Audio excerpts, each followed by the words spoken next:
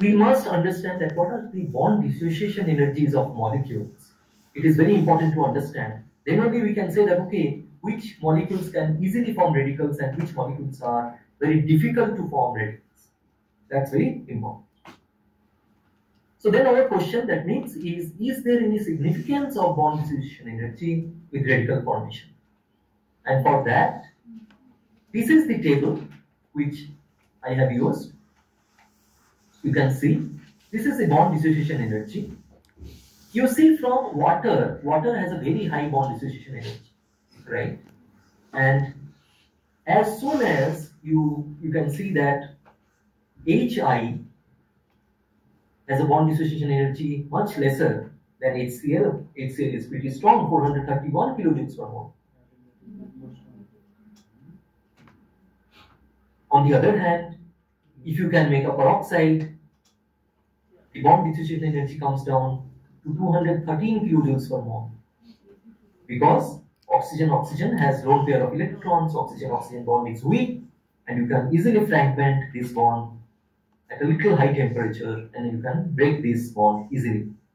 So that means thermolysis of this hydrogen peroxide or a photolysis of hydrogen peroxide is easily possible, and we can make the OH dot radicals. Similarly, if I substitute this hydrogen with methyl groups, then there is further electron density over the oxygen, and then I can cleave this oxygen bond much easily, and then the bond dissociation energy further comes down. So that means, dimethyl peroxide moiety, the bond dissociation energy is so low that we can actually use much lesser amount of temperature to break these bonds from a methoxy radical.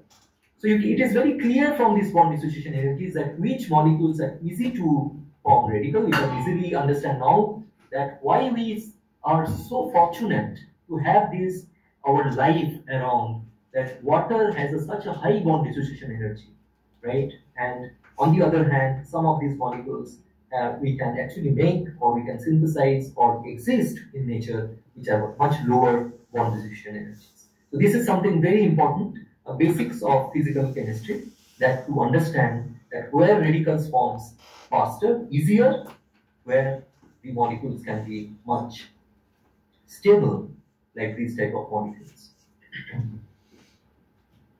How a radical reaction is different to other common reactions. That is very important. Let us see some of the very basic reactions.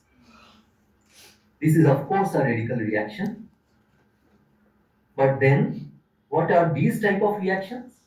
This here, the alkoxide is reacting with an acid bromide, HBr, and here this alkoxide is reacting with a methyl bromide. So here it's an abstraction of the hydrogen, right, to form the alcohol.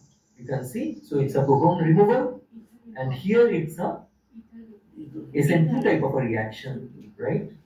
Is you are forming a ether type of a molecule with a bromide formation in both of the cases, but here it's again an abstraction of H to form the alcohol. We have just seen this type of reaction in the case of the vitamin E, and here you can see that alcohol is again formed with the formation of the bromine radical. So these are very easy to show. As you can see, in case of the radical reactions, I'll have to show a mechanism through a half arrow, but in case of normal reactions where the molecules are electron paired molecules, dimagnetic molecules, we show the arrow with the full arrows, right? These are with the half arrows. So this is the basic difference. Dimagnetic molecule reacting with a spin paired molecule. So spin paired molecules reacts in this way, as well as a radical can react like this. Now please remember that this bromine dot is now a free radical, and it can now start reacting, and you know that a free radical can be initiated, it can propagate, and then it can also terminate. We'll come these things in the later slides. So let us see what are the different methods to generate radicals. It's very easy. We have just shown you that if we can take some molecules which are having low bond dissociation energies, right? We can break these, right? So radicals form from spin paired molecules. So it's a spin paired molecule. You all agree with me? It's a dimagnetic molecules with a very weak bond dissociation energy. We just saw that it can be even up to 150 kilojoules per mole, right? So with a light or heat, we can make two equivalents of this alkoxy radical. We can also use this type of addition of an electron, single electron transfer to a ketone to form a ketyl type of a radical anion. So that means we can start with a spin paired system, a dimagnetic molecule, and then we can make some radical systems. Very easy to understand what is happening. Electron is coming here, right? And then this carbon oxygen double bond, right, is forming a single bond, right? And then you can have these canonical structures where this spin can be over the oxygen minus and this charge can be over the carbon minus. So those can be the two canonical structures of this radical, the resonating structures of the radicals. Radicals can also form from other radicals. So I can take three examples of radicals. I can use now spin paired molecules. So this is an abstraction or a substitution of this YZ molecule. So forms XY, and then the Z is now removed as a radical, right? You are forming a Z dot radical from a spin paired and a radical, right? Here it's a Y and Z is double bond. That means I can take like a alkene. Alkene reacts with a radical, right?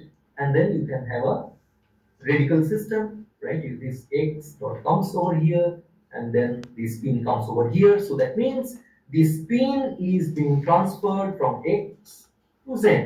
That is what you were saying. The spin was originally, it has come over Z because of this double bond.